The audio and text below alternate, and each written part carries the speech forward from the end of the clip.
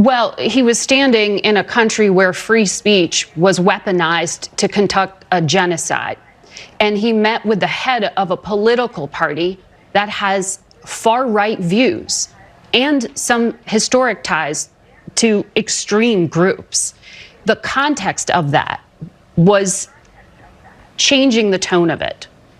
And you know that the censorship was specifically about the right. No, I have to disagree with you. Free speech was not used to conduct a genocide. The genocide was conducted by an authoritarian Nazi regime that happened to also be genocidal because they hated Jews and they hated minorities and they hated those that they had a list of people they hated, but primarily the Jews. There was no free speech in Nazi Germany. There was none. There was also no opposition in Nazi Germany. They were a sole and only party that governed that country. So that's not an accurate reflection of history.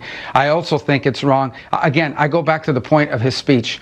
Okay, the point of his speech was basically that there is an erosion in free speech and intolerance for opposing points of view within Europe, and that's of concern because that is eroding. That's not an erosion of your military capabilities. That's not an erosion of your economic standing. That's an erosion of the actual values that bind us together in this transatlantic union that everybody talks about. And I think allies and friends and partners that have worked together now for 80 years should be able to speak frankly to one another in open forums without being offended, insulted, or upset. And I spoke to foreign ministers from multiple countries throughout Europe.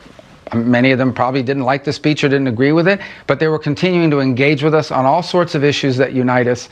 So again, at the end of the day, I think that people give that is a forum in which you're supposed to be inviting people to give speeches, not basically a chorus where everyone is saying the exact same thing.